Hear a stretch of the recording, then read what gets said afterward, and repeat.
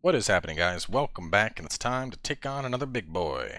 So, before you go ahead and do this, I would highly suggest getting some upgrades. In particular here, the two best choices are either going to be the Okinaga's Flame Vent or the Long Spark. I'm going to showcase both of these in the fight, and then you can that way see the reactions and decide which you feel works best for you. I would say that up until now, the fight we're about to go into is without question going to be the hardest fight we have had so far. I think this guy is probably a pretty hard stopgap for a lot of people. Once again, let's go get some rice. Rice is going to be great for an encounter like this. Give me rice, please. Oh, wake up and give me the rice. Can't be sleeping, you're supposed to be making my rice. I'll properly chew it. I'm not a kid, I know how to eat rice. Then after this guy, I'm gonna probably take out a bunch of Headless as well. So, the Guardian Ape is a two-phase fight. The first phase is all about just deflecting, hitting, getting damage in. You can use either the Fireworks or the Flame Vent, as I mentioned, and they're both effective here. Couple things to look out for. Jump when he does his big old sweep. Every now and then he does this giant, like, from the top rope swanton bomb type thing. It's actually a grab, but not only is it a grab, it has a pretty large area range, so in general I recommend just hauling ass anytime he's going to do that. All around you can see these trees. We're actually able to rope onto these trees to, you know, just have a little bit more mobility in this fight. So anyway, first off, I'm going to show the flamethrower. You can see the flamethrower causes him to kind of sit here and be like, ow, ow, ow, I'm on fire, I'm on fire, I'm on fire, I'm on fire.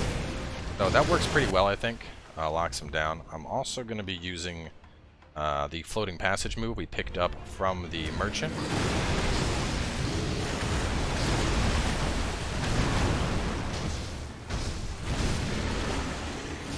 Firecrackers. You can see the firecracker will also stun him up like that. The only real benefit here is firecrackers. Firecrackers are obviously cheaper compared to the flame vent, but an important thing to remember is that the flame vent, not only are we stunning him up, we're also getting damage in. So, I mean, firecrackers cost you 2, flame vent costs you 3.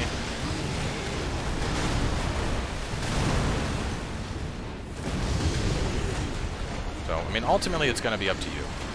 You can definitely beat this guy just via posture damage, but I recommend doing a... oh, here he goes, the fart attacks. He'll fart, and then he'll also pull a big old pile of dookie from his butt to try and throw at you. So yeah, while he... Ooh! Not getting hit by that. While you are able to beat him via posture, I think it's a lot easier to just take this guy down with health. You can see later on in the fight, he recovers much faster.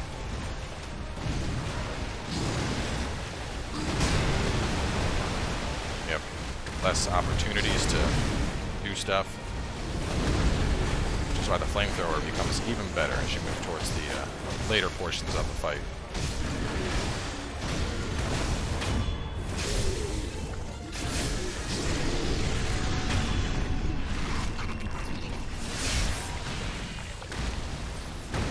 GG! Beat him! Easy mode! But that's not all. There's a little bit more to this guy. So the second phase of the fight, same things apply. You can still use the flame vent, but it doesn't get nearly the same effect, just to show that.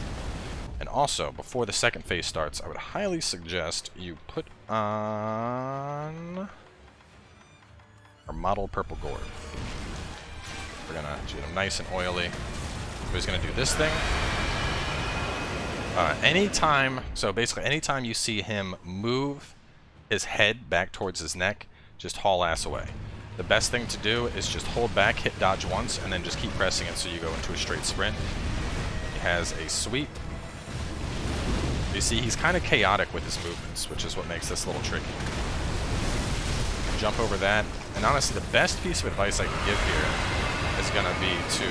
this is more of a deflect challenge compared to compared to the first phase. Whereas the first phase, it's easy to get some damage in. If you get in a couple of deflects here, you can throw them down with that big deflect. And you can just get some damage in.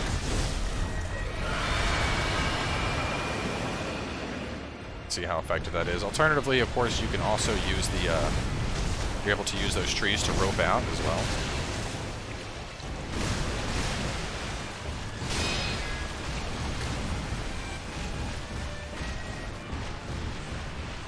Anytime he backs up like that, great opportunity to try and get a heal off.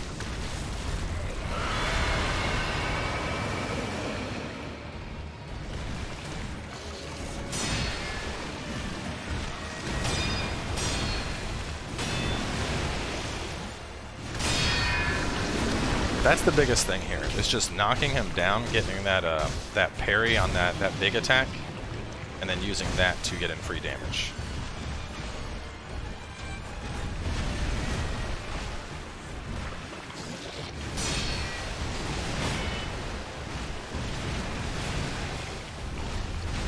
Ooh, got hit by the sweep. If it takes a couple tries here, don't feel bad. This guy, I spent probably about I don't even know. Say at least an hour the first time I was in this fight. I was just getting absolutely wrecked by his phase 1, let alone phase 2.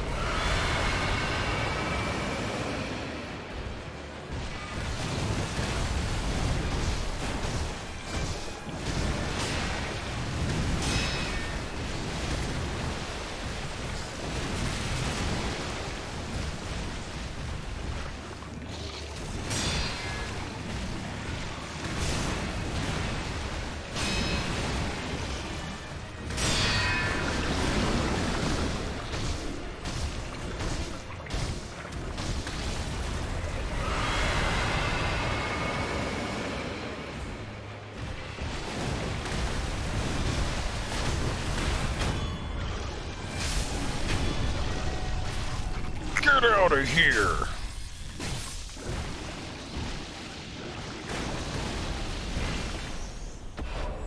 Shinobi execution.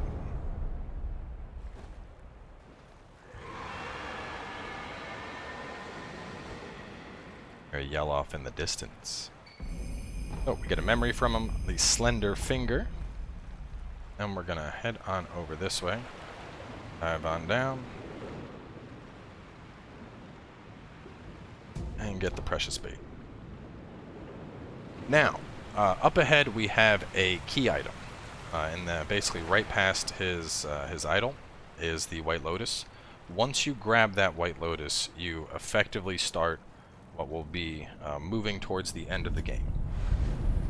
The castle is going to get taken over. It's going to be filled with enemies. You're going to have to fight your way back through it. So, if there's anything else you want to do with the castle, if you want to, go visit Emma and get an update to your gourd because maybe you haven't, or you want to go talk to Kuro, or whatever the case is, do it before you grab this Lotus. Once you grab this Lotus, there is no going back. So, to that extent, we're going to go take out a couple of other things real quick here. First up on our list, let's go to the Ashina Castle Old Grave and pay a visit to the Headless over there. Now this is probably the easiest Headless fight in the game. It's underwater. You do not need Divine Confetti. Still an annoying encounter. You're going to want to have your model purple gourd. You can't actually use things like pellets, so this way. Into the water we go.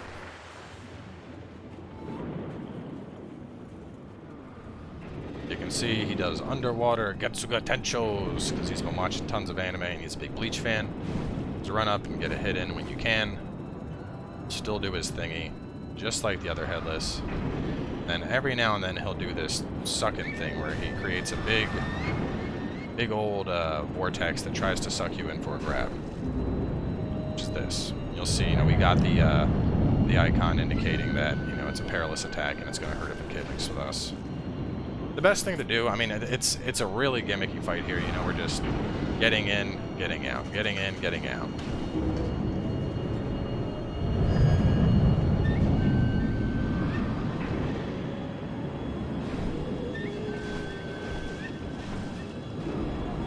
But if he does hit you, as you saw right there, buttload of terror damage and a buttload of raw damage. He'll also create these, oh god, I don't even know what you consider them. Hair tendrils, I guess, would be an appropriate name.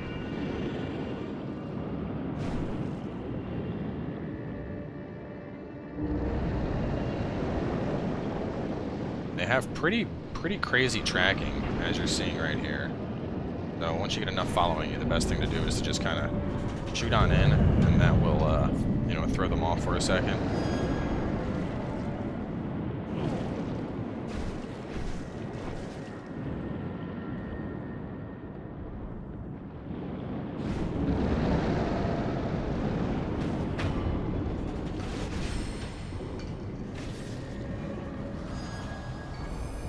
Kongo's Spirit Fall.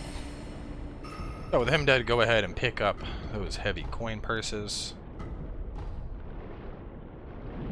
Also sugar and a balloon.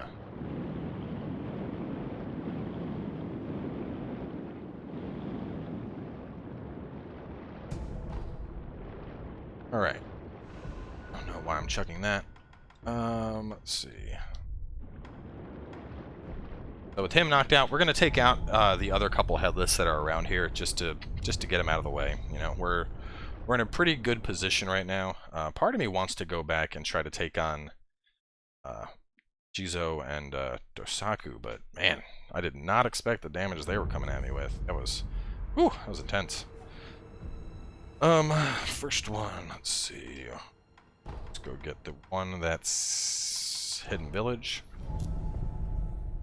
One of the big reasons I like waiting to do these guys now, not only are we a little bit better suited to fight them because we have, you know, more upgrades and whatnot, but having the modeled purple gourd around is really, really helpful for these fights because, you know, now we have the ability to, you know, we have we're not burning through pacifying agents, even though pacifying agents aren't hard to come by necessarily. You know, I still think it's worth waiting until you get that, just because it makes these fights a little bit less stressful.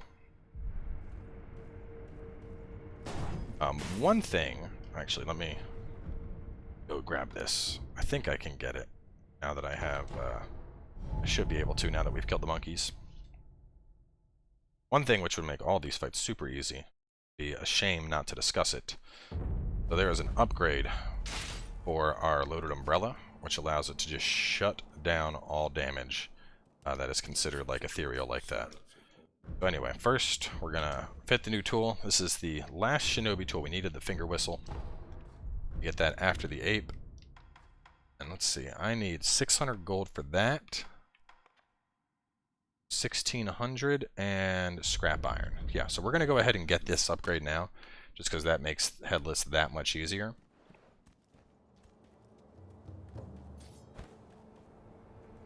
I have scrap iron. Travel over to the stairway. And this is the main reason why I said, you know, wait until you grab the Lotus. Whenever you're ready, you can just jump right back and grab it. But, you know, like I said, once you do, the world state is going to change. Things aren't going to be... They are right now. What is this? Okay, there we go. I got a little confused for a second there on my movement. I need scrap iron. 150. I need 5.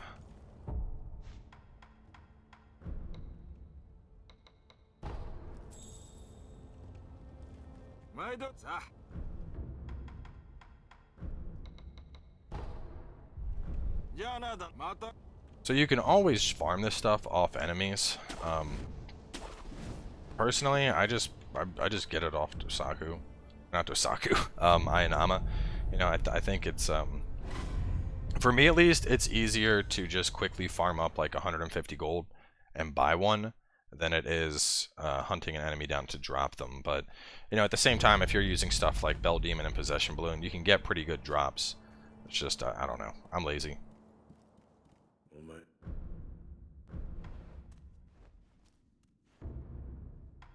Oh, that. Upgrade that. Nice. So Malcontent right here, we can get the Malcontent's ring. We're actually going to get that from a boss in just a little bit. But this thing just dunks on apparition style beasts. Really cool art. And then Golden Vortex, which you can see now, also a very nice one to pick on up. It allows enemies, like, just to put in perspective, an enemy that would drop like 150 gold, they're dropping like 250 gold. So just really nice tool for when you're farming. And then of course Suzaku's Lotus, a really nice one as well. Similar to the other shields, except this one completely shuts down burn damage. So really nice for a certain fight that's going to be coming up.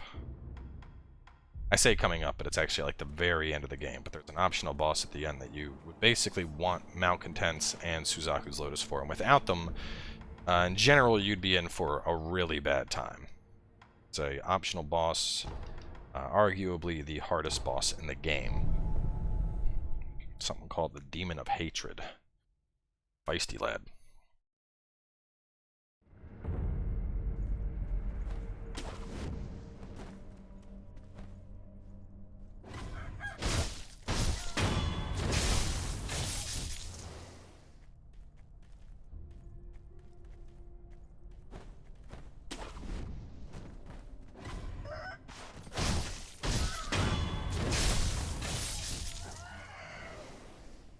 Now with our new magical anti-headless umbrella, let's see how this fight goes.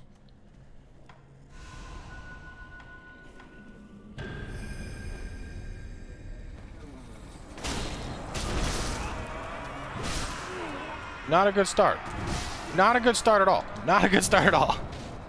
God, I hate fighting Headless so much.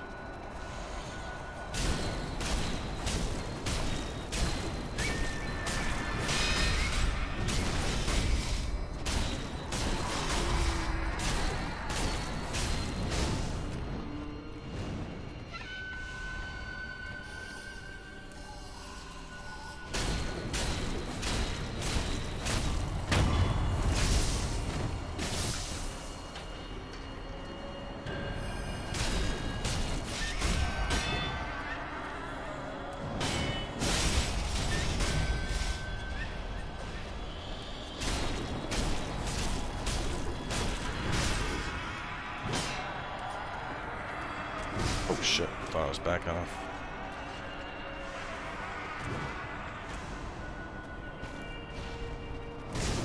God damn it. I like how this is essentially a gimmick boss that you're able to just use an item on that makes him really easy. You just buff yourself and take him out. And I have, like, I don't know why, man, I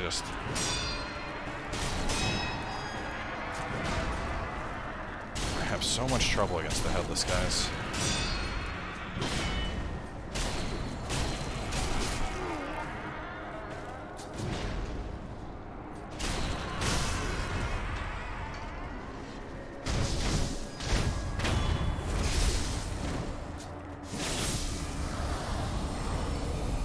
So now we have Gotchin's Spirit Fall.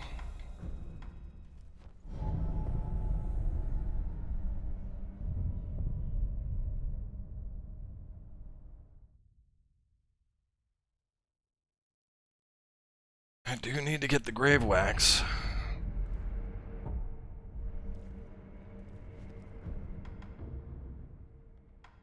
Sunken Valley under Shrine.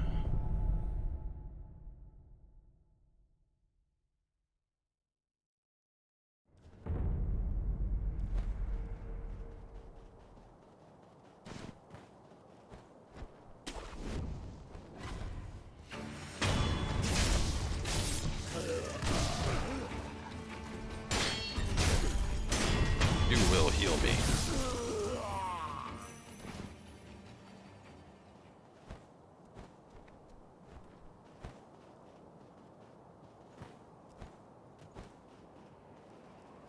Ooh. Oh, that would have been bad. Looked a little bad there.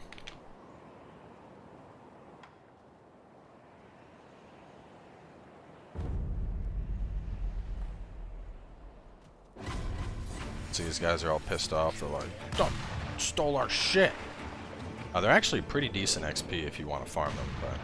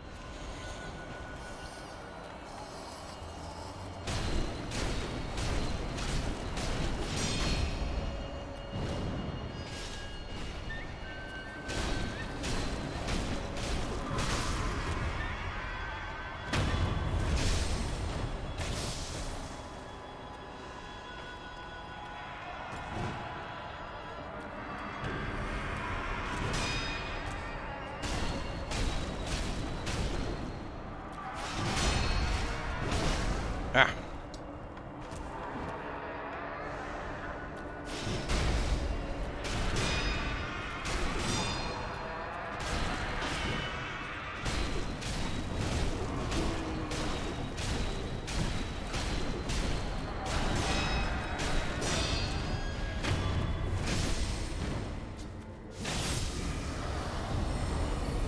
Broken Spirit Fall. So, now have access to the 4 main ones, Akos, Umgos, Gokens, and Gachins, and we also get a Yashiriku's, but that is in a later zone. So with them down, it's time for another optional challenge boss. Pretty much everything after the first kill of this video has been a challenge boss. Go ahead and take that off. This is going to be really useful here. This is good.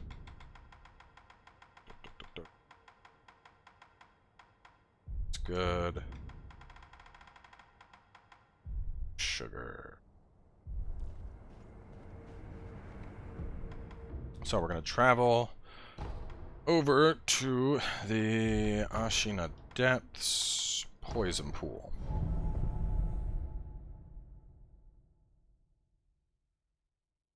No, we're not. Oh my god, I forgot to kill Snake!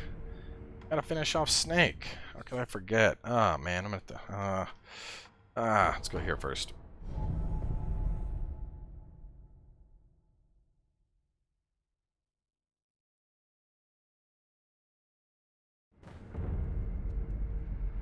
Go to my notes on Snake. Alright. So, jump down. Down. This guy.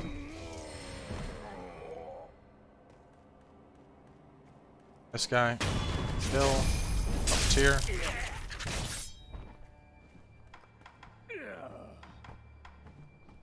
See, he's like, oh, the kite. I will ban the kite master. Just gotta put that kite on out for you.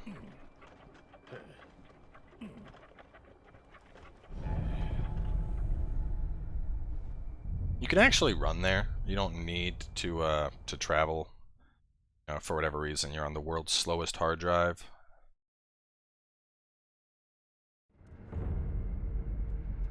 I think it's a lot easier to just shoot on over, though.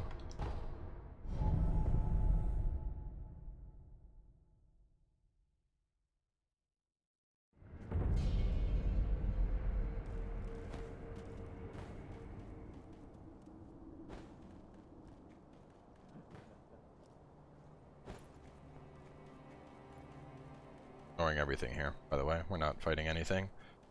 Purely interested in what's over there.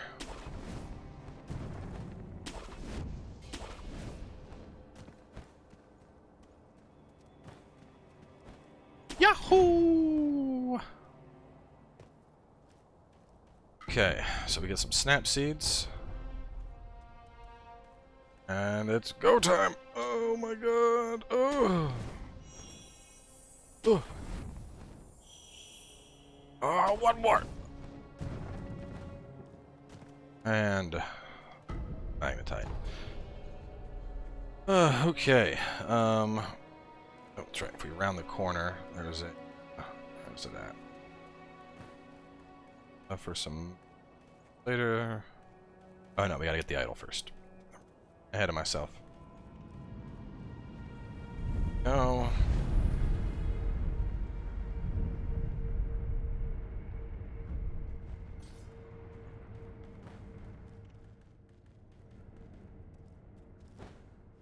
Get the balloon.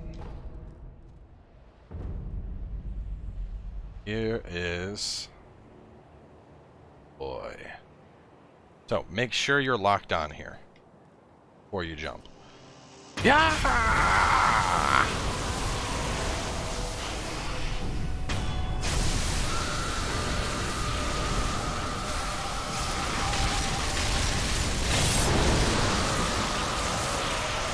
To kill a god. Now, before you press anything here, we got the serpent. Drop down. Not go near that bridge. If you fall from this area, you cannot get back up. There's no way to get up here besides killing the serpent. Get the Amoeba Balloon of Soul. This way. Get the blood droplet and get the Jizo statue. So now we're gonna go back. And, well, I don't know. Can we tackle them all? Can we tackle them all? I mean, this is all considered optional stuff, but if you're going for platinum, you have to do this stuff because that's an achievement right there.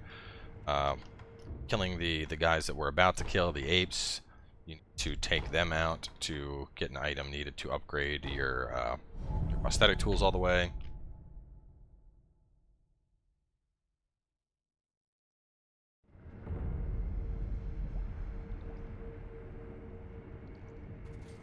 Okay. You know, I mean, I know we're at 27 minutes, but I think it makes the most sense to just... Well, no, I'll wait. Only because this is a long fight. But then we gotta do Castle Siege. Castle Siege is an episode all on its own, and then we have bosses.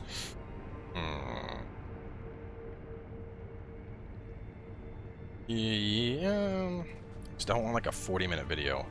Yeah, we'll wrap up. Because there's 2 different boss fights we're going to do, and then we need to siege the castle, so I think it would be best to hold off for now, because otherwise this video is going to go 35-40 minutes potentially. So anyway, we'll wrap up here, but we will have more coming your way shortly.